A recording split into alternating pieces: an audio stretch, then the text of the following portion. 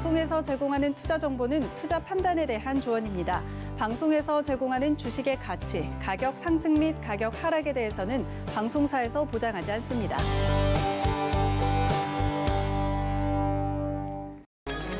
이 시각 헤드라인 뉴스입니다. 화이자가 개발한 코로나19 백신이 미 전역에 속속 도착하면서 접종이 카운트다운에 접어들었습니다. 약 290만 명이 이르는 우선 접종 대상자들에게 백신이 투여되며 도널드 트럼프 대통령과 마이크 펜스 부통령 등 백악관 수뇌부도 빠른 시간 내에 접종을 받을 방침입니다. 코로나19 확산 속도가 빨라지면서 한국 경제가 더블 딥에 직면할 것이라는 우려가 확산되고 있습니다. 3% 안팎으로 추정되는 내년 경제 성장률도 코로나19 확산세에 따라 2.2%까지 떨어질 것이라는 관측이 나오고 있는 상황입니다. 금융당국의 압박으로 시중은행들이 고강도 대출 조이기에 잇따라 나서면서 소상공인들의 자금 경색을 우려하는 목소리가 높아지고 있습니다. 은행들이 대출 총량 관리를 위해 일반 개인 사업자 대출까지 더욱 보수적으로 취급할 가능성이 있기 때문입니다. 신성 ENG가 클린룸 생산 공정 일부를 음압병실 라인으로 전환한다고 밝혔습니다. 코로나19 확진자 폭증으로 병동 수요 증가가 예상되기 때문입니다.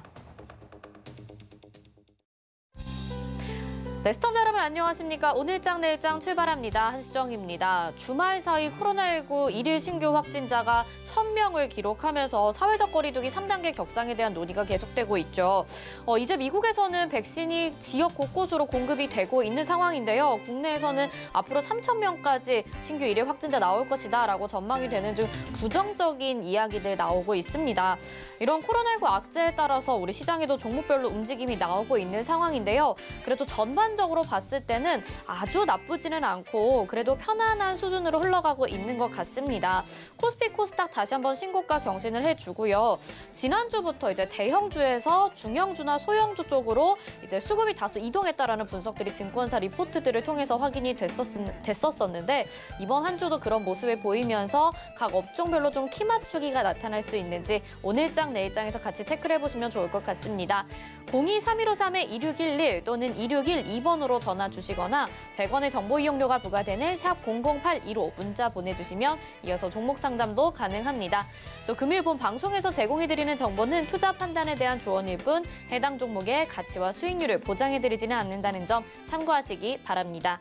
자, 그러면요. 이 시각에는 어떤 이슈들이 있는지 먼저 알아보도록 하겠습니다. 펠리드 투자 리서치 김민수 대표 연결돼 있습니다. 안녕하세요. 네, 안녕하십니까. 네, 먼저 우리 시장 이야기 해보기 전에 영국이나 유럽 이야기를 먼저 해보려고 합니다. 뉴욕 증시도 좀 얘기를 해보면 미국의 부양책 불확실성도 있고요. 또 영국에서는 노딜 브렉시트 때문에 혼조세 나타나고 있는 상황인데요. 미국 부양책 협의도 뚜렷한 진전이 없는 것 같고 영국도 EU랑 무역 협정에 관해서 계속 갈등을 빚고 있는 상황입니다. 전반적으로 봤을 때 우리 증시 또 한 주간 어떤 부분에서 영향을 받을지 하나씩 체크해 볼 수 있을까요? 네, 일단 이번 주 월요일입니다. 월요일이다 보면은 주요 일정들 확인하는 소중한 시간이죠. 네, 그래서 일단 오늘부터 또 나올 수 있는 월 중반대 주요 이슈들과 함께 점검을 해보게 되면요.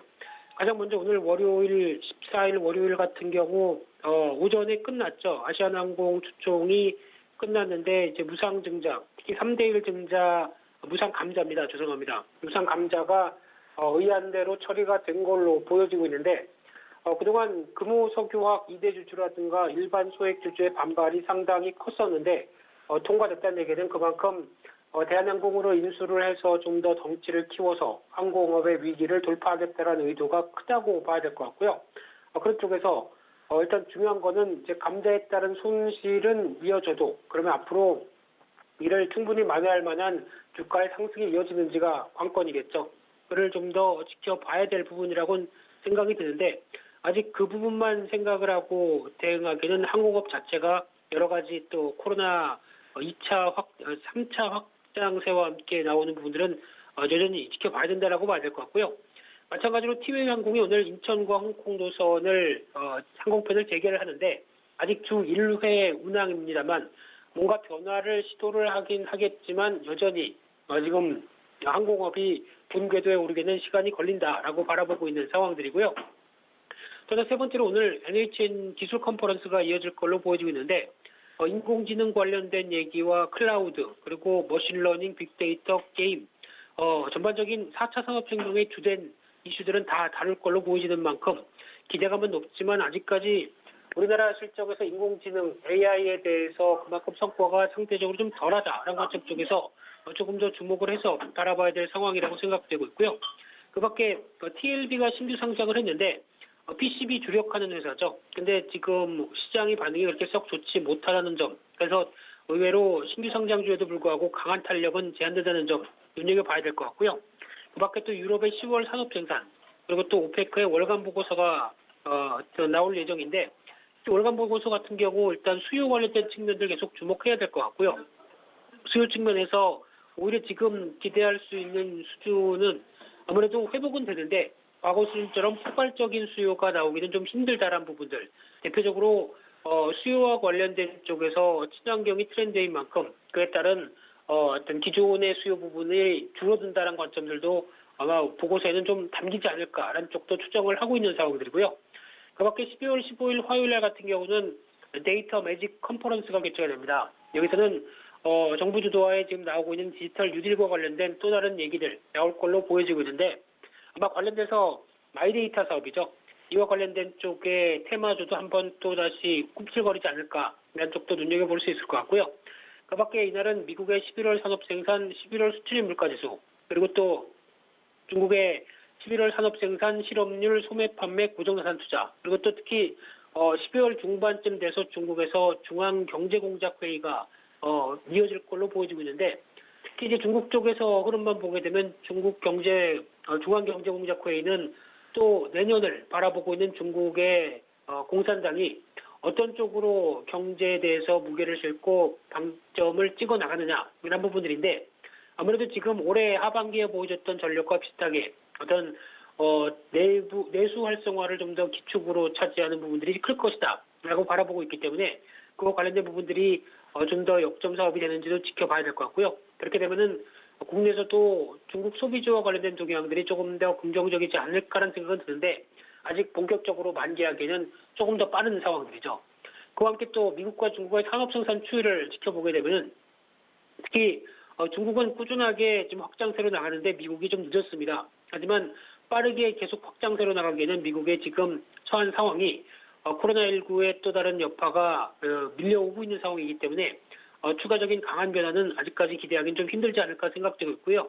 마찬가지로 소매 판매 같은 경우도 오히려 소매 판매는 미국이 좀 더 빠르게 개선세를 보이고, 또 지금이 연말까지 이어지는 소비 시즌이라고 보여져도 지금 미국의 동향을 봤을 때는 과거의 기준으로 소매 판매에 대한 기준을 눈높이를 높이기가 좀 힘들다는 부분들, 특히 물론 지금 가계 자산은 늘었다고 얘기를 하고 있지만 이게 약간 착시 효과죠. 그와 함께 또 이제 부양책과 관련된 여러 가지 얘기들도 좀 나올 가능성이 높기 때문에 소비 심리가 빠르게 좋아질 가능성이 좀 제한적이다라는 관점 쪽에서 오히려 중국의 소매 판매가 좀 더 확장적이지 않을까라는 쪽도 이번 주 중반 때 계속 확인해야 될 지표라고 보여지고 있고요. 그 밖에 또 16일 날 수요일 날 같은 경우는 한국의 11월 고용동향 수출입 물가지수가 발표가 될 예정인데, 고용동향 관련된 쪽에 주목해야 될 것 같은데 한국의 고용동향은 별로 안 좋을 것 같습니다. 지난달에 이어서 이번 달도 여전히 코로나 여파 쪽에서 벗어나기 힘들다라고 하게 되면 좀 부정적인, 특히 연말 하반기 때 되면은 본격적인 공채나 여러 가지 기업들의 활발한 동향들이 포착돼야 될 텐데 이게 지금 제한적이다라는 쪽에서 어떤 고용은 많이 부진할 걸로 생각되고 있고요. 그와 함께 또 이날 국제무역위원회 ITC에서 메디톡스와 대웅제약 관련된 소송에 대해서 최종 결정을 내릴 걸로 보여지고 있는데 잘 모르겠습니다. 워낙 ICT는 계속 일정을 미루다 보니까 이번에도 안 나올 수도 있다라고 생각을 해야 되는데, 특히 여기서 보톡스나 필러 관련된 쪽의 수출 동향을 보게 되면 12월 달 초 같은 경우 의미 있는 상당히 큰 폭의 수출이 나오기 시작합니다. 그렇다는 얘기는 이 수출과 관련된 쪽에서 어느 정도 분위기는 괜찮은데 이런 단기적인 불확실성들을 얼만큼 해소할 수 있느냐 안 하냐가 관건이라고 봐야 될 것 같고요. 해소가 되면 그래도 시장에 대한 기대감은 높아질 수 있겠다라는 지표는 확인되고 있다고 봐야 될 것 같고요. 그 밖에 또 말씀드렸던 미국의 11월 소매 판매 이날 발표되고요. 이날은 또 중요한 게 미국의 FOMC 회의입니다.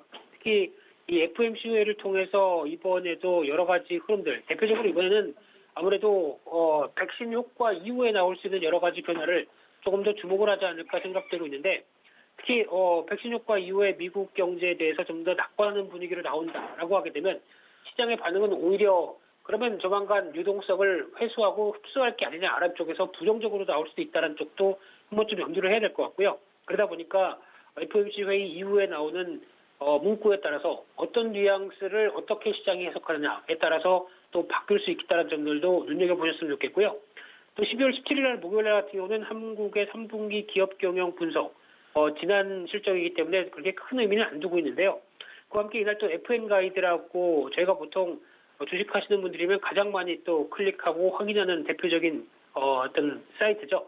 이쪽에 대해서 신규 상장을 하는데 증시에 대한 관심이 뜨겁다 보니까 매출에 대한 기조는 나쁘지 않지 않을까라는 쪽에서 관심 있게 봐야 될 것 같고요. 또 하나 미국의 페덱스가 실적 발표합니다. 근데 이 페덱스는 지금 DHL과 더불어서 어떤 지금 콜드 체인 관련돼서 또 인증을 받은 업체죠. 그러다 보니까 물류 관련된 어떤 동향들도 중요하겠지만은 이번에 어떤 백신 효과 때문에 그로 힘입어서 실적에 대한 가이드가 어떻게 바뀌는지에 대한 얘기를 하는지도 한번 좀 지켜볼 필요가 있을 것 같고요. 국내에서는 최근에 나온 게 판토스입니다. 특히 LG 그룹 계열의 물류 회사죠.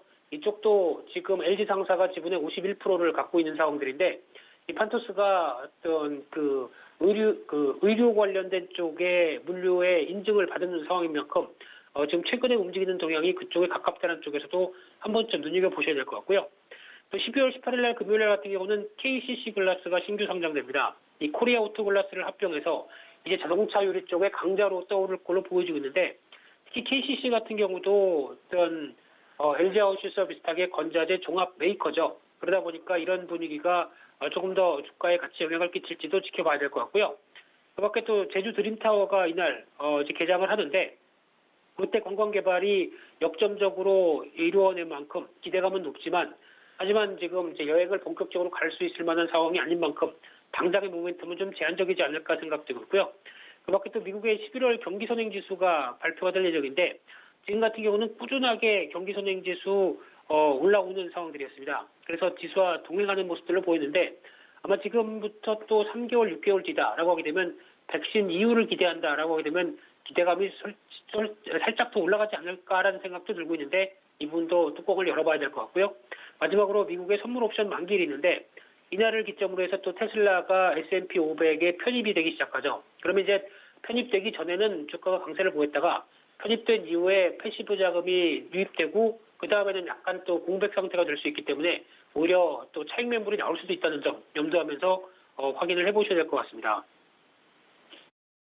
이번 한 주간도 각종 지표들 발표가 예정된 가운데 특히 수요일 날 FOMC 회의에서 이 코로나19 상황을 어떻게 분석을 할 것인가를 두고 좀 변수가 있을 수도 있을 것 같다라는 생각이 드네요. 한 주간도 잘 지켜봐야 될 것 같고요. 이번에는 우리 증시 얘기 좀 해보겠습니다. 이제 2,800선 향해서 달려가고 있는데 계속해서 전반적으로는 좀 긍정적인 전망들이 많이 나왔었습니다. 3,000선까지도 바라본다 이런 전망들 나왔었는데 그렇다면 이번 주는 또 투자 전략을 어떻게 세워봐야 될지 궁금합니다. 어떻게 세워보면 좋을까요? 네, 시장이 강한 건 사실입니다. 근데 그만큼 저희가 강하다 보니까 계속 위로만 보고 있는데 또 그럴 상황, 뭐 그렇게 예측하고 기대하는 건 나쁘진 않다고 하더라도 하지만 지금 벌어지고 있는 상황들은 아무래도 좀 어떤 다시 뒤를 돌아보게 만드는 여러 가지 현상들이 나온다는 점을 염두하셨으면 좋겠고요. 그와 함께 이제 또 미국 쪽에서 이어지는 뭐 백신 효과 그리고 또 경기 부양책도 이번 주 중반 이후에는 또 타결될 가능성들 뭐 얘기는 나오는데 또 어떻게 될지 모르죠. 정치는 정치입니다. 그렇기 때문에 아직까지는 기대감만으로 바라보기엔 좀 힘들다고 하더라도 또 이제 브렉시트 관련돼서는 그래도 추가 연기 합의를 연기하는데 또 어느 정도 합의하다 보니까 연기에 합의했죠. 네, 그러다 보니까 일단 한숨은 돌렸다고 볼 수 있는데 그렇게 되면 또 하나 눈여겨볼 게 환율입니다. 지금 현재는 국내 유동성이 충분히 보강된 상태에서 환율이 다시 원화 약세 쪽으로 가닥을 잡는다. 그럼 좀 부진이 나겠죠. 그렇기 때문에 아무래도 이 부분 좀 더 체크를 해야 될 것 같고요. 게다가 또 지금은 경기 민감주가 좀 약해지는 추세고 코로나19 수혜주가 또 단기적으로 부각을 받는데 하지만 그렇다고 어떤 더 뭐 1,000명, 뭐 2, 3천 명까지 간다고 생각해서 단기적으로 또 코로나19 수혜주를 대응하기가 또 만만치 않은 상황들이죠. 그렇기 때문에 상대적으로는 일단 지금 좀 길게 보고 이제 소외된 종목, 특히 경기 민감주 중심으로 오히려 어떤 시장에 대해서 흔들릴 때마다 좀 담아가는 전략들이 더 맞지 않겠느냐라고 바라보고 있고요. 그런 쪽에서 아무래도 시장에 대해서 너무 극단적으로 좋아질 것이다라고 생각하는 것보다 좀 더 차분하게 그리고 또 모아갈 종목, 특히 시장 대비해서 덜 오른 종목 쪽에서 경기 민감도를 계속 확인하고 대응하는 게 좋겠다 이렇게 말씀드리겠습니다. 네, 계속 말씀해 주셨던 것처럼 시장에서 좀 소외받고 있었던 종목들 차분하게 바라보자라고 정리를 해 주셨습니다. 오늘 말씀 여기까지 듣도록 하겠습니다. 고맙습니다. 네, 감사합니다. 네, 지금까지 펠리즈 투자앤리서치 김민수 대표와 오늘장 이슈부터 전략 알아봤고요. 이어서는요, 이 시각에 어떤 종목과 섹터가 주목받고 있는지 알아보는 시간입니다. 이 시각 종목 핫3 이용석 캐스터가 알려드립니다. 안녕하세요. 이 시각 종목 핫3 이용석입니다. 이 시각 시장에서는 어떤 종목과 섹터들이 주목받고 있는지 특징주 살펴보겠습니다. 오늘 준비한 종목은 ECS, 소마젠, 현대오토에버입니다. 먼저 ECS입니다.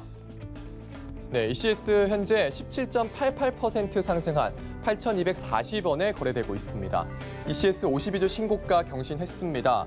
코로나19 신규 확진자가 어제는 1,000명을 넘었고 오늘은 700명대를 기록했습니다. 이렇게 조금 줄어든 건 주말 동안 신규 검사자가 줄어든 영향으로 분석하고 있습니다. 이렇게 코로나19 신규 확진자가 여전히 많은 가운데 재택근무 관련주 ECS 오늘 급등했습니다. ECS는 원격 영상회의 시스템과 솔루션 제공을 주력으로 삼고 있습니다. 대표적인 재택근무 관련주로 분류되고 있는데요. 사회적 거리두기 3단계가 되면 안 되겠지만 만약 3단계가 된다면 회사도 필수 인력을 제외하고는 재택근무를 의무화해야 합니다. 이에 재택근무 관련주 ECS 수혜주로 부각받으면서 오늘 상승세 이어가고 있습니다. ECS 살펴봤고요. 다음은 소마젠입니다. 네, 소마젠 현재 9.17% 상승한 19,050원에 거래되고 있습니다. 소마젠이 미국 전역을 대상으로 타액검사법, 코로나19 진단 서비스를 제공할 예정이라는 소식에 오늘 강세 보이고 있습니다. 타액검사법은 미국 예일대 공중보건대학원이 개발해 올해 8월 미국 식품의약국 FDA로부터 긴급 사용 허가를 받았는데요. 이 타액검사법을 사용하게 되면 개인이 면봉이나 다른 채취도구 없이 직접 본인의 타액 샘플을 의료 전문가의 감독하에 살균 용기에 수집해 진단할 수 있습니다. 이 타액 샘플 처리 방식으로 코로나 바이러스를 2~3시간 만에 감지할 수 있다고 합니다. 상기도 면봉 검사법과 달리 이 비침습적이고 통증이 없기 때문에 검사 수요가 확대될 것으로 회사 측은 기대하고 있습니다. 소마젠 살펴봤고요. 자, 마지막은 현대오토에버입니다. 네, 현대오토에버 현재 9.31% 상승한 11만 1,500원에 거래되고 있습니다. 52주 신고가를 경신했습니다. 현대차 그룹이 소프트웨어 분야 계열사들을 현대오토에버를 중심으로 합병하고 소프트웨어를 강화한다는 소식이 호재로 작용한 걸로 보이는데요. 현대오토에버와 현대MN소프트, 현대오트로는 지난 11일 각각 이사회를 열고 3사 합병을 결의했습니다. 현대오토에버에 합병된 이후 소멸하는 현대오트로는 차량용 내장 플랫폼 소프트웨어, 현대MN소프트는 내비게이션용 소프트웨어 전문 업체입니다. 현대오토에버 측은 합병하는 3사의 서비스를 유기적으로 연결해 그룹의 3대 전략 방향 중 하나인 플랫폼 사업 기반 구축을 위한 역량에 집중할 수 있을 것으로 밝히기로 했습니다. 네, 합병 소식에 오늘 상승세 보이는 현대오토에버까지 살펴봤습니다. 지금까지 이 시각 종목 핫3였습니다.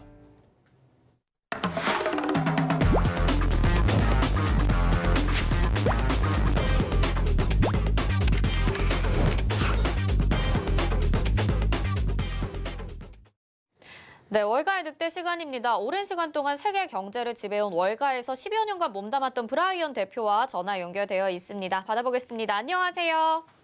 네, 안녕하세요. 네, 우리 계속해서 S&P 500 지수, 나스닥 지수, 다우 지수 이야기 나눠보고 있는데 오늘 또 거기에 중심에 있는 테슬라 이야기 좀 다시 해보려고 합니다. 이제 오는 21일에 테슬라가 S&P 500 지수에 편입이 될 예정인데 이 소식이 발표된 이후에 주가가 더 많이 급등하기도 했었단 말이죠. 테슬라가 편입을 하고 나서 S&P 500 지수 더 반등할 수 있을지 앞으로 전망 어떻게 보시는지 이야기 먼저 들어볼까요? 네, 저번 주에도 잠깐 테슬라에 대해서 얘기를 했는데 제가 중요한 점을 좀 빼먹었네요. 그리고 항상 테슬라 주식을 왜 제가 얘기하냐면 테슬라는 진짜 거품을 상징하는 거를 좀 표현하죠. 그리고 저 엘리어 웨이브 패턴 분석에 지금 테슬라가 제일로 잘 안 잡히고 있는데 이게 테슬라가 사실은 11월 16일 날 테슬라가 S&P 500에 더해진다고 뉴스가 나왔죠. 그때는 실제로 더해지는 게 아니라 그 더해지는 날은 사실은 며칠 있으면 더해집니다. 12월 21일. officially S&P 500에 더해지는데 이 S&P 500에 더해지면 또 하나 주식이 나와야 되잖아요. 그 주식은 아파트먼트 그거 보시면 내가 준비한 차트 그 내용 보시면 아파트먼트 인베스트먼트 매니지먼트 컴퍼니라고 있어요. 그 주식 셈버가 AIB인데 그 회사 시가총액은 6.31 빌리언이죠. 그러니까 한 6조 한 4 빌리언 달러. 한국 돈 한 6조 4천억. 그게 빠지면서 테슬라가 더해져. 여기서 생각해 보세요. 테슬라 시가총액은 578 빌리언. 그러니까 한 거의 600조 달러 가까이 되죠. 근데 AIB는 6.3조밖에 안 돼요. 이렇게 큰 시가총액이 지금 바꿔지고 있습니다. 역사적으로 최고 수준의 시가총액인데 이게 S&P 500에 S&P 500에는 모든 500개 회사의 시가총액을 더해서 나누는 거거든요. 그러니까 이렇게 영어로 weighted average죠. equal weight이 아니고. 그래서 S&P 500에 이게 이제 1.6% 영향을 줄 것입니다. 그걸 어떻게 비교하냐? 테슬라 주식의 11불만 움직이면 S&P 주식이 올라갔다 내려갔다 합니다. 1포인트, 1포인트. 그러니까 만약 시장이 올라가면 11불 올라가면 S&P 500에 1포인트가 더하고 만약 테슬라 주식이 내려가면 1포인트가 빠지겠죠. 현재 S&P 주식은 3,663. 그래서 이게 결론은 S&P 500의 큰 왔다 갔다 흔들림을 더 심하게 해주겠죠. 네, 이러니까 지금 시가총액이 테슬라가 너무 높기 때문에 S&P 500 지수에 편입이 되면 거의 제가 계산했을 때는 2포인트 정도를 테슬라 주가가 흔들 수 있는 것 같다라는 계산이 좀 되는 것 같은데 맞는지는 모르겠습니다. 그만큼 시장의 변동성이 엄청나게 커질 수 있다. 흔들림이 그만큼 커질 수 있다라고 경고의 메시지를 좀 주신 것 같아요. 뭐 테슬라가 S&P 500 지수에 편입이 되는 것뿐만이 아닐 것 같습니다. 시장 전반적으로 좀 거품이 끼어 있다라는 거는 여러 분들이 많이 얘기를 해주고 계신 것 같아요. 이런 시장의 흐름을 그런데 과거에도 없지 않았을 것 같거든요. 이런 부분들이 분명히 예전에 시장에도 있었을 텐데 전설적인 투자자들은 이런 시점에서 어떻게 전략을 세우고 시장에 임했을지 궁금합니다. 혹시 과거의 사례가 있을까요? 테슬라는 진짜 차트만 보면 좀 위험성을 많이 느낄 수 있습니다. 제가 한 테슬라가 500 얼마 찍고 한 400에서 왔다 갔다 할 때 제가 거기서 꺾어지는 줄 알았는데 이 S&P 500 뉴스 때문에 제 엘리엇 웨이브 카운트가 패턴 카운트가 좀 잘 안 맞고 있는데 그 차트를 내가 준비한 내용을 보면 엘리엇 파동 패턴은 맨 마지막 그 올라가는 패턴 그 임펄스 패턴 전에 트라이앵글가 있습니다. 근데 지금 빨간 4차 트라이앵글가 지금 뚜렷하게 보이죠. 이거는 하나의 워닝입니다. 하나의 경고입니다. 마지막 동인 파도가 남았다. 그래서 사실은 653불 간 게 어쩌면 마지막인지 나도 진짜 여기서는 자신 있게는 아직 내가 좀 한두 번 틀려가지고 자신 있게는 못 말하겠지만 이게 지금 1, 2, 3, 4, 5가 또 안에 보이거든요. 1, 2, 3, 4, 5 임펄스 웨이브는 거의 다 그 올라가는 게 끝났다는 얘기거든요. 그래서 사실은 이 거품이 저는 이렇게 12월 달까지 좀 가고 1월 달부터 무슨 흔들림이 있을까라고 저는 생각합니다. 테슬라 주식에. 일단은 뭐 이제 테슬라가 이제 S&P 500 지수에 따라서 편입이 되면서 흔들리는 경향은 많이 보일 수 있을 것 같으니까 그만큼 개인 투자자분들 좀 주의를 하셔야 될 것 같고요. 이런 시장 국면에서 또 그동안의 주식 시장에 임하는 대가들이 또 자세가 있다면서요. 대가들의 주식 투자 원칙 이런 것들도 있다고 하는데 좀 이야기 들려주실 수 있을까요? 네, 이런 거품 시대 사실은 이게 중앙은행이 만든 거품이잖아요. 그리고 valuation 주식과 증권 가치도 엄청 지금 인플레이트 돼 있고 거품이 돼 있고 그래서 제가 지금 전설적인 투자자들의 이 인용문을 그러니까 지혜 말씀이죠. 좀 제가 모아봤습니다. 이런 걸 한번 다시 읽을 타이밍이 좀 필요한 것 같습니다. 왜냐하면 사람들이 너무 지금 중앙은행의 서포트만 믿고 여기서 투자해도 괜찮아. 나는 중앙은행이 내 증권시장을 서포트 해줄 거다. 그런 지금 마인드셋이 있는데 맨 처음에 그 지혜 말씀은 존 보거죠. 존 보거는 미국 시장의 두 번째로 큰 자산 운용회사, 한 두 번째로 큰 자산 운용회사인데 한 6,200조 달러를 운영하고 있는데 그분이 이렇게 말씀했어요. 인덱스 펀드만 사면 이따가는 혼돈이랑 재앙이 온다. 왜냐면 모든 투자자들은 지금 인덱스 펀드만 사고 있어요. 인덱스 펀드가 뭐냐? 그러니까 S&P 500을 살려면 뭐 Spider S&P 500 ETF 아니면 iShares S&P 500 ETF, Vanguard S&P 500 ETF 되게 유명한 펀드들거든요. 이 펀드는 그냥 S&P 500 지수를 따라하는 거예요. 그러니까 존 보가 말씀하는 거는 이런 펀드만 다 모든 사람이 다 똑같이 사면 이따가 시장이 크래시할 때 이것만 다 크래시한다. 똑같이. 그래서 그거는 되게 위험한 거다. 그리고 그 다음은 워터 슐러스예요. 이 사람은 그렇게 이렇게 좀 이름이 그렇게 유명하지 않지만 벤저민 그램 스쿨 오브 인베스팅, 월가에서 나온 사람들은 그 스쿨 오브 인베스팅 유명한 가치 투자자 학교를 알죠. 이 사람은 이 try to buy assets at a discount. 그러니까 모든 주증권을 디스카운트로 사라. earnings만 믿고 사지 말아라. 그러니까 이걸 꼭 테슬라에 대해서 직접적으로 얘기한 것 같아요. 테슬라는 지금 forecast earning, forward earnings을 보고 이제 사람들이 사잖아요. 그걸 사지 말고 디스카운트 된 거를 사면 얼마나 좋을까? 왜냐면 디스카운트를 사면 그러니까 earnings을 사면 그 회사 테슬라에 대해서 훨씬 더 잘 알아야 된다. 그래서 디스카운트 된 주식을 사면 얼마나 나을까? 그래서 테슬라에 대해서 직접적으로 얘기한 것 같고 그 다음에 얘기하는 분은 스탠퍼드 버스틴이죠. 스탠퍼드 버스틴 컴퍼니는 되게 유명한 뉴욕 자산회사 한 700조 달러 운영인데 옛날에 그 미국 포트폴리오 매니저들은 60-40 알로케이션을 항상 추천했어요. 그러니까 포트폴리오에 항상 60은 주식, 40은 채권. 근데 그게 할당량이죠. 근데 이것은 이제 35년 동안은 먹혔지만 근데 앞으로 10년 동안은 위험할 수가 있다. 내 생각에는 이거는 거품돼서 얘기하는 것 같아요. 이 60% 거품 증권들을 진짜 가지고 있어야 되나. 그래서 60% 40 할당은 좋았지만 이제는 아니다. 그 말씀하시고요. 그리고 그 다음에는 이제 템퍼튼, 완전히 유명한 템퍼튼 펀드죠. 존 템퍼튼. 얘가 제일 좋아하는 말이에요. 이거는 강세장은 비과주의에서 태어나 폐유주의에서 성장하고 낙관주에서 성숙하며 행복감으로 죽습니다. 그러니까 보호마켓은 되게 무서울 때 탄생이 되고 이 상승장은 되게 행복감이 있을 때 끝난다.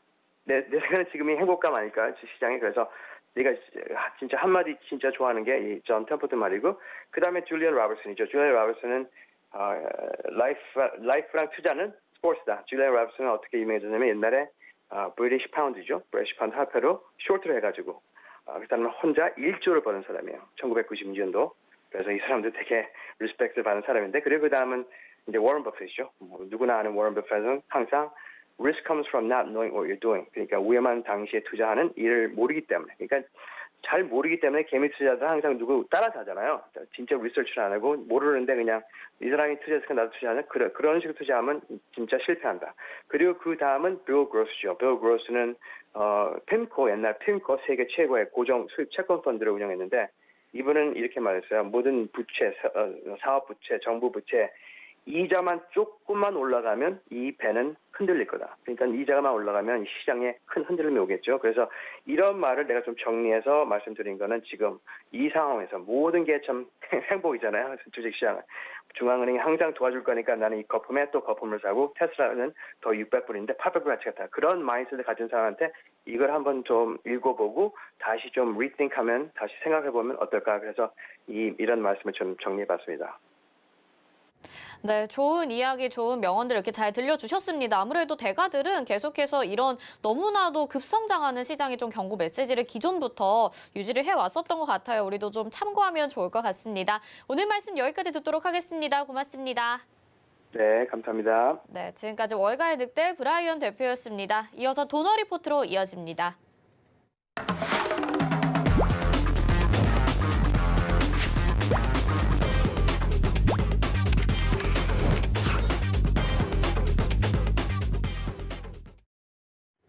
네, 도너 리포트입니다. 여러분의 돈 걱정 없는 포트폴리오 만들어드릴 샘플러스 이주연 위원님과 함께합니다. 어서 오세요. 안녕하세요. 네, 오늘도 운영 원칙부터 먼저 만나보도록 하겠습니다. 네, 도너 리포트 운영 원칙입니다. 일주일에 2종목만 공개 변경해드리고요. 종목 공개 요일은 매주 월요일 오늘이고요. 또 게릴라성으로 한 주에 한 요일에 또 공개가 되죠. 종목 공개 시에는 방송에서 2종목을 먼저 소개해드리고요. 그중에서 편입될 종목 한 가지는 방송이 끝나고 3시에 서울경제TV 오늘장 내일장 노란톡방에서 공개해드립니다. 노란톡 검색창에 서울경제TV 오늘장 내일장 검색하시고 입장하시면 받아보실 수 있습니다. 네, 도너리포트 누적 수익률 확인해 보시죠. 네, 지금까지 총 누적 수익률 오늘 다시 변경이 됐습니다. 206.4% 기록하고 있고요.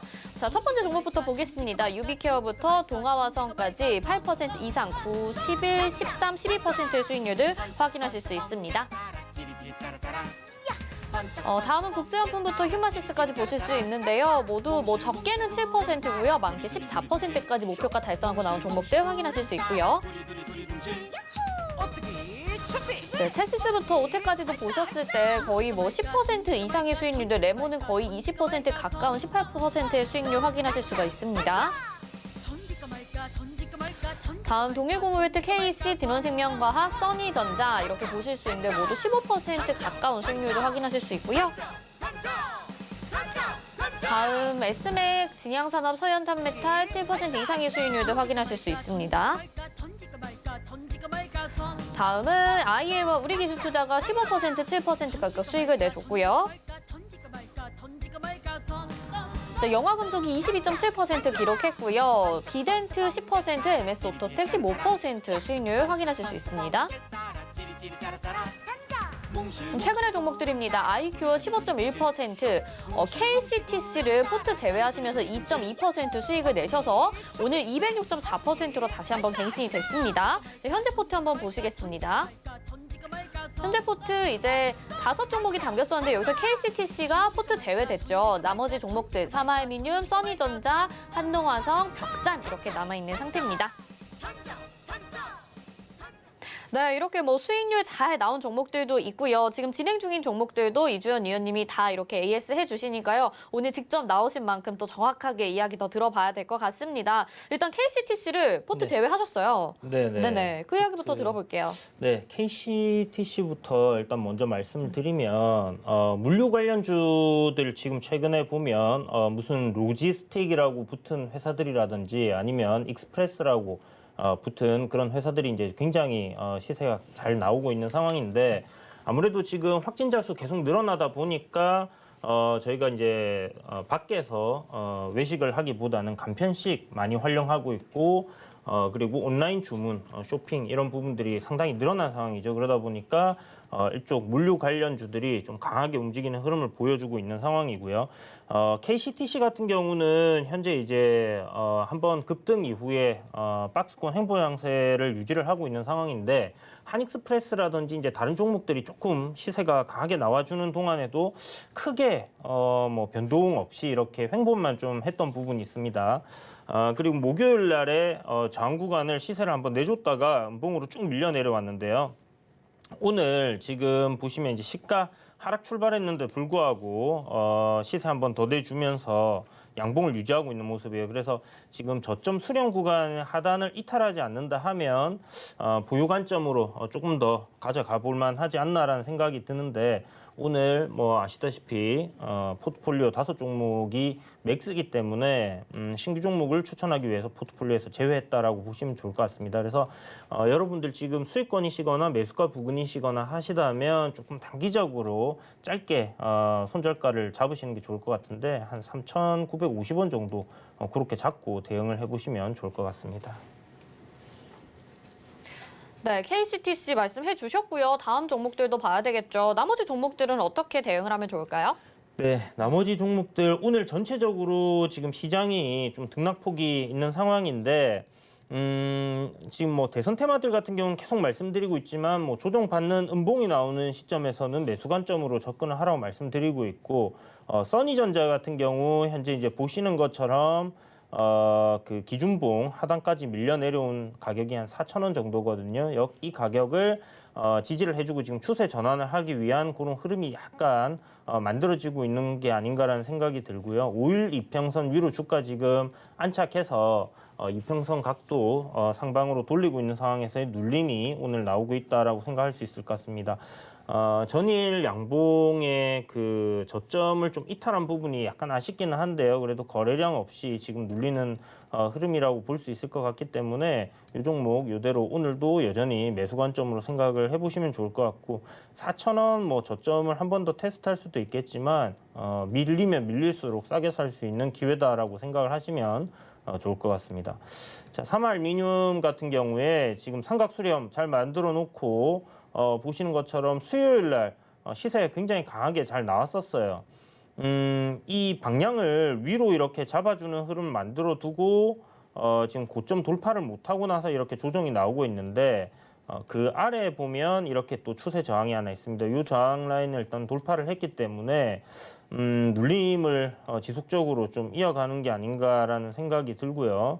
지금 이런 식으로 빼는 경우는 제가 봤을 때 그냥 개인들 나가라고 하는 그런 흐름이 아닌가라는 생각이 듭니다. 어찌됐든 지금 약 거의 한 달 좀 안 되게 이 종목이 지지를 받았던 가격대가 있는데요. 그 가격대가 현재 보시는 것처럼 한 8,600원, 8,700원 그 하단입니다. 그래서 이 가격대 지켜준다 하면 뭐 다시 한 번 더 상승하는 흐름이 만들어질 거라는 생각이 들고요. 22평선하고 62평선 이격 좀 줄여놓는 자리에서 방향을 잡을 것 같다 이렇게 말씀드리겠습니다. 여전히 뭐 삼화알미늄도 앞에 써니전자 설명드렸던 것처럼 김부겸 관련주고요. 이제 뭐 부산시장 보궐선거라든지 차기 대권 주자를 누구로 할 것인지에 대한 전당대회라든지 이런 부분들이 이제 내년 초에 이제 임박해 있는 상황이죠. 이제 12월도 절반이 지나갔습니다. 이제 반밖에 안 남은 상황인데 그런 거 생각해 본다면 뭐 금방 또 이런 이슈들이 불어올 수 있으니까 그런 부분에서 저점 매수 관점으로 접근하시면 좋겠다 이렇게 정리해 드리겠고요.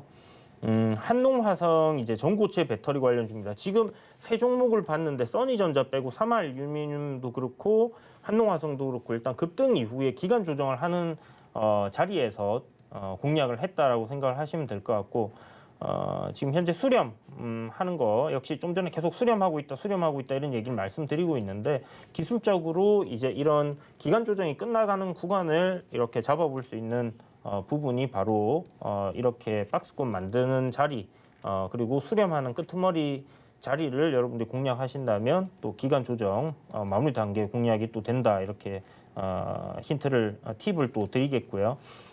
한농화성이 전고체 배터리 관련해서 어저께 금요일날 거래량이 좀 나오면서 이렇게 시세를 내줬는데 오늘 거래량 극도로 줄이면서 지금 현재 눌림목을 잘 만들어주고 있는 그런 모습입니다. 그래서 내일 아침에 시가부터 상승 출발해 준다면 지난주 금요일날 고점이었던 9,000원 부근까지 다시 한 번 더 돌파하러 가는 그런 흐름이 만들어질 가능성 높겠다라고 생각이 되니까요. 참고하시고 전고점 배터리 개발하고 있는 그런 관련주다라고 생각하시면 좋을 것 같습니다. 자, 그리고 금요일날에 포트폴리오에 편입했던 종목인데 방송 이후에 주가가 좀 많이 올라가더니 시간 외에서도 좀 올랐어요. 그리고 시가부터 갭을 강하게 띄운 이후에 지금 오늘 보시는 것처럼 하루 종일 아래로 밀어내고 있는 그런 상황입니다. 벽사는 이제 이것도 대선 테마죠. 이제 홍정욱 관련주로 설명을 드렸고요. 현재 주가 우상향 흐름에서의 추세대 하단 부근까지 이렇게 조정이 나온 부분이기 때문에 어저께 혹시 그러니까 금요일날 매수 못하셨던 분들 있으시다면 뭐 지금 매수 관점으로 접근을 해보시면 괜찮겠다 이렇게 정리해드리겠습니다.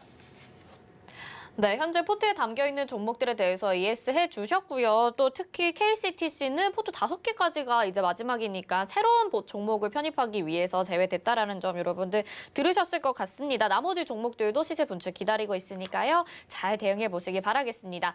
자, 이제 저희 오늘은요. 종목을 소개해드리기 전에 여러분들의 종목 고민 해결해드리는 시간 가지고 있습니다. 종목 상담 받고 싶으신 분들 전화 주시거나 문자 보내주시면 되는데요. 전화는 02-3153-2611 또는 2612번으로 전화 주시면 되고요. 100원의 정보 이용료가 부과되는 샵 0082번으로 종목명 매수가 비중 보내주셔도 종목 상담 가능합니다. 자, 그러면 저희 종목 상담 시작을 해보도록 하겠습니다. 첫 번째 종목부터 볼까요? 첫 번째 종목은 대한유화입니다. 문자로 받았고요. 매수가는 23만 6천 원에 비중 10%입니다. 대한유화, 이 종목은 어떻게 보실지 이주연 위원님 상담 도와주세요. 네, 대한유화 최근에 이제 주가 우상향 정배열 흐름에서 굉장히 강하게 지속적으로 상승 흐름을 유지해 왔는데 보시게 되면 11월 중반부터 해서 지금 상승 추세가 꺾여 내려가는 흐름을 보여주고 있어요. 지금 이렇게 이제 조정받는 부분이 앞서 이제 상승할 때 이런 눌림목으로 조정을 받는 부분이다라고 생각을 하시는 분들도 계실 수 있겠는데 일단 3차 파동이 이렇게 나온 상태에서 바닥권에서 많이 올라왔어요. 한 2배 정도 올라왔죠. 그리고 20선 눌림목을 2번이나 거치고 상승을 한 부분이 있기 때문에 이 종목 같은 경우는 이제 기간 조정을 거치든 가격 조정을 거치든 좀 조정기를 거쳐갈 가능성이 상당히 높다라고 보시면 좋을 것 같고요. 현재 지금 보신 차트가 주봉인데 주봉상에서 보시는 것처럼 앞전에 그 고점으로 자리 잡았던 그리고 가장 매도가 강했던 그런 가격대 부분까지 이제 올라왔기 때문에 조정기를 거칠 수밖에 없다라고 생각을 하시면 좋을 것 같고요. 제 예상으로는 이 종목 조정이 나오는 가격대가 한 21만 5천 원 부근까지는 조정 밀려 내려올 가능성이 좀 높지 않겠나라는 생각이 듭니다. 그거보다 더 내려온다면 20만 원 깨고 좀 더 내려올 수 있으니까 참고하시고요.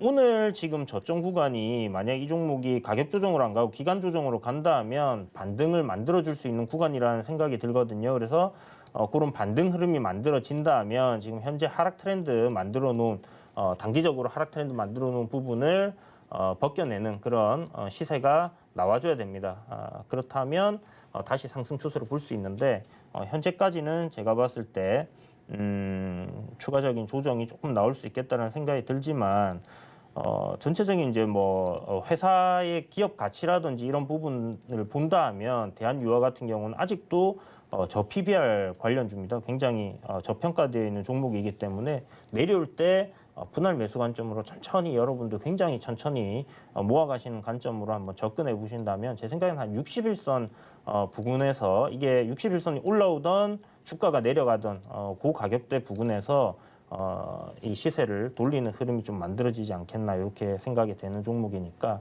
참고하시면 좋을 것 같습니다. 네, 대한유화 조정 나올 수 있지만 여기서 좀 차분히 모아가는 전략 말씀을 해주셨습니다. 저점 구간에서 모아가자 이렇게 해주셨고요. 다음 종목 상담 보겠습니다. 다음 종목 상담은요. 네, 전화 연결되어 있다고 합니다. 전화 받아볼게요. 안녕하세요. 네, 안녕하세요. 네, 시청자님 어떤 종목 여보세요? 궁금하신가요? 네, 슈프림하고요. 네네. 매수가 3522원에 21%요. 3522원의 비중은 21% 맞나요? 네. 네, 알겠습니다. 위원님이 전화 받아주시겠습니다. 안녕하세요. 네, 안녕하세요. 네, 반갑습니다. 네, 안녕하세요. 슈프리마 좀 가져오신 지 오래 되셨나요? 네, 1년 넘었어요. 1년 정도 되셨고. 지금 슈프리마가 어떤 회사인지는 잘 알고 계시죠? 네, 알고 있어요. 네, 인공지능하고 뭐 생체 인식하고 뭐 이런 부분들이 하고 있는데 선생님 생각하실 때 네. 지금 하고 있는 사업들이 앞으로 미래에 계속 성장을 할 것 같으세요? 아니면 안 할 것 같으세요? 아니, 성장할 거라 그래서 갖고 있는 건데, 네. 네, 이게 너무 오래 그냥 1년 이상 묵히니까 좀 지루해가지고. 그런데 제 생각에는 슈프리마는 선생님 지금 뭐 손절하실 자리는 아닌 것 같고요. 네. 이제 주가가 천천히 올라올 가능성이 이제 상당히 높다라는 생각이 드는데 보시는 것처럼 한번 앞에 시세를 좀 강하게 크게 줬잖아요. 네. 이렇게 이제 시세 나와주고 나서 이제 그 하락 트렌드를 이렇게 계속 만들어가고 있는 상황인데 네. 보시게 되면 저점을 지금 계속 이탈을 해왔어요. 네. 이런 식으로 이제 저점을 계속 내린다는 것은 하락 트렌드를 이제 유지를 한다라고 보셔야 되는 부분이고요. 네. 아직까지 이 종목이 상승 트렌드로 이제 바뀌었다라고 할 수 있는 기술적인 부분에서 근거는 거의 뭐 없다라고 보시면 됩니다. 네. 다만 제가 생각할 때 내려와야 될 만큼 가격 조정 충분히 다 거쳤다라는 생각이 들고요. 그리고 네. 기간 조정도 기간적으로는 제가 봤을 때 충분히 기간 조정도 다 거쳤다라는 생각이 듭니다. 그래서 지금 보시는 것처럼 이 하락 그 고점들끼리 연결되는 이 하락 그 저항 라인을 추세 라인을 돌파를 하면서 거래량이 한번 나왔어요. 2일 날 12월 2일 날요. 네. 예, 요 부분이 저는 추세를 좀 전환하려고 하는 그런 신호로 볼 수 있다는 생각이 들거든요. 네. 그렇다면 추세가 이제 여기서부터 이런 식으로 상승하는 흐름으로 바뀌려고 하면 저점을 이제는 이탈을 하지 않아야 돼요. 네. 지금 최근에 만들어졌던 저점이 26,800원이고 그리고 뭐 짧은 파동을 본다 하면 뭐 28,000원 정도가 될 텐데 네. 요 가격대는 이제는 이탈하게 되면 계속 하락 지속형으로 계속 내려갈 가능성이 높습니다. 그러면 26,000원도 깨고 내려갈 가능성이 좀 높아진다라고 볼 수 있는 부분이거든요. 네. 그래서 선생님한테 제가 제시해 드릴 수 있는 손절 가격은 29,000원 이탈하면 네. 일단 손절을 하신다고 생각을 하시고요. 네. 뭐 조금 여유 두셔갖고 이제 가격 지지 라인이니까 살짝 이탈시켰다 갈 수 있어요. 그래서 한 28,800원 정도 손절가 잡으시고 네. 선생님 매수하신 가격대 위로 올라올 겁니다. 그러면 그때 가서 뭐 이렇게 정리하지 마시고 제 생각에 요거는 조금 여유를 가지시고요. 끌고 가보시면 네. 한 34,000원, 35,000원까지는 올라올 거예요. 네. 예, 그쯤 그 정도 가격선을 1차적으로 매도 시점으로 잡으시는 게 좋을 것 같습니다. 저는 오늘 여쭤보고 팔아도 된다 그러면 팔아서 대웅제약 살라 그랬는데 그러지 말까요? 대웅제약은 안 하시는 게 좋을 것 같아요, 지금은. 네. 네, 이게 지금 하루 이틀 정도는 조정 조금 더 나올 수도 있거든요. 그래서 29,000 한 번 더 테스트하고 방향 위로 잡아주면 거의 이제 확실하게 위로 방향을 돌린다라고 보실 수 있으니까 네. 손절가 제가 제시해드린 가격만 이탈 안 하면 괜찮아요. 그거까지만 한번 지켜보시고 네. 그래 그때 손절가 이탈하고 나면 그때 가서 이제 다른 종목으로 교체한다 이렇게 생각을 해주시면 좋을 것 같아요. 28,800원이요? 네네, 그 정도 잡으시면 될 겁니다.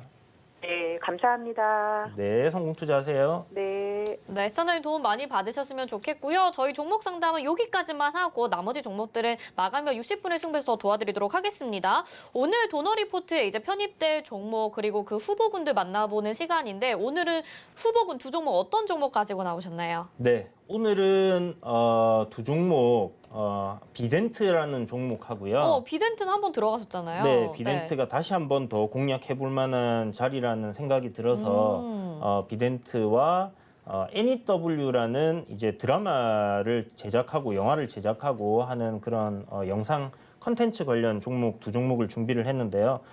비덴트 지난번에 이제 한번 소개를 시켜드렸으니까 좀 간단하게 설명을 드리면 현재 이제 뭐 가상화폐 빗썸이라는 곳이 있습니다. 그래서 굉장히 우리나라에서 뭐 1등, 2등을 다투는 그런 가상화폐 거래소인데요. 이 빗썸의 빗썸 홀딩스라는 회사의 지분을 비덴트가 가지고 있다라고 생각을 하시면 될 것 같고 2021년이죠. 내년부터 페이팔에서 이 가상화폐 거래를 할 수 있는 방법이 이렇게 또 허용이 됩니다. 그래서 그런 부분들을 해서 이슈가 있는 상황인데 아시다시피 최근에 가상화폐 굉장히 급등을 하고 있는 상황이고요. 주가 한번 조정받았다가 다시 회복하고 있는 그런 모습인데 이 가상화폐 관련주들 중에서 비덴트를 이야기 드리는 이유는 이 빗썸을 이제 매각을 하기 위해서 매물로 나와 있는 상황인데 이 금액이 꽤나 됩니다. 그래서 요 매각이 잘 진행된다 하면 비덴트로서는 현금을 굉장히 좀 크게 확보할 수 있는 부분들이 있어서 요 매각 이슈 관련한 수혜주다라고 생각을 하시면 좋을 것 같아요. 최근에 이제 바닥권에서 좀 급격하게 이렇게 이제 상승 한번 나와줬고요. 그리고 지금 계속 조정을 받아왔는데 20일 이평선 이탈하고 지금 있는 상황이긴 한데 제가 봤을 땐 요 부근에서 이제 바닥을 만들어 갈 가능성이 좀 높다 이런 생각이 들어서 준비를 했다 생각하시면 될 것 같고요. 두 번째 종목인 NEW입니다. NEW 같은 경우는 뭐 여러분들 잘 아시는 영화 중에 최근에 이제 히트 친 영화가 반도라고 있어요. 그리고 뭐 JTBC에 나오는 이제 우아한 친구들 뭐 이런 히트작이 생기면서 올해 들어서 이제 좀 실적이 다시 흑자로 전환이 되고 있는 상황이고 그리고 현재 내년 초 올해 말 내년 초 해가지고 지금 디즈니 플러스라고 OTT죠. 우리 이제 넷플릭스를 OTT로 하면 이제 쉽게 예로 드릴 수 있는데 디즈니에서 디즈니 플러스라고 이런 OTT 회사를 만들어냈어요. 그래서 요게 이제 한국에 진출을 합니다. 그렇게 될 경우에는 이제 이런 컨텐츠 제작 업체들이 굉장히 좀 수혜를 받을 가능성이 높지 않나라는 생각이 들고 지금 넷플릭스도 그렇고 디즈니 플러스도 그렇고 이제 다른 OTT 업체들도 글로벌 OTT 업체들도 아시아 시장에서의 이제 점유율을 올리기 위해서 굉장히 공격적인 마케팅을 하고 있고 오리지널 컨텐츠를 확보하기 위해서 노력을 하고 있는데 그런 점에서 뭐 라든지 이제 최근에 이제 급등했던 뭐 A 스토리라든지 이렇게 드라마 제작하는 업체들이 좀 부각을 최근 받는 모습이 보여지고 있고 NEW 뭐 저항 라인을 돌파하고 지금 단기적으로 며칠째 우상향 흐름 보이고 있기 때문에 추가적인 상승 흐름이 만들어질 가능성 상당히 높다라고 보고 있습니다. 네, 오늘 편입될 종목 중에 후보군은 비덴트, NEW, 뉴라고 읽어야 될 것 같은데 NEW네요. 이렇게 두 종목을 후보군으로 들고 나오셨습니다. 이 중에서 편입될 종목, 한 종목 궁금하신 분들은요. 지금 노란톡 들어오시면 됩니다. 서울경제TV 오늘장, 내일장 이렇게 노란톡 오픈 채팅방 검색창에 검색을 하시거나요. 아니면 옆에 나가고 있는 QR코드 찍고 입장하시면요. 여기에서 확인 가능하시니까요. 여러분들 궁금하신 종목 있으셔도 이쪽에 이렇게 남겨주셔도 가능합니다. 자, 저희 이제 오늘 이주연 위원님은 여기서 보내드리도록 하고 잠시 후에 마감인바 60분의 승부에서 다시 뵙는 걸로 하겠습니다. 고맙습니다. 네, 감사합니다. 금요일 본 방송에서 제공해드린 정보는 투자 판단에 대한 조언일 뿐 해당 종목의 가치와 수익률 보장하지 않는다는 점 참고하시기 바랍니다. 잠시 후 마감인바 60분의 승부에서는요. 방금 이주연 위원님과 함께 또 박원재 전문위원님이 나오셔서 여러분들의 종목 고민 해결해 주십니다. 네, 오늘장 내일장은 여기서 마치도록 하겠습니다. 시청해주신 여러분 고맙습니다.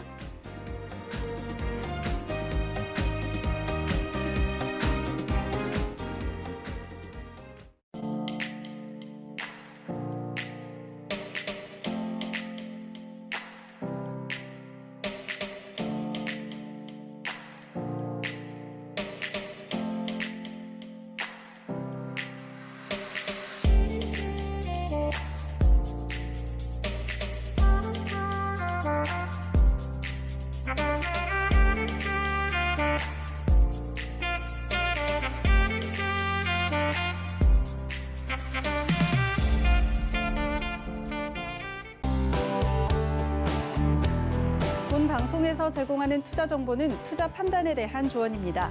방송에서 제공하는 주식의 가치, 가격 상승 및 가격 하락에 대해서는 방송사에서 보장하지 않습니다.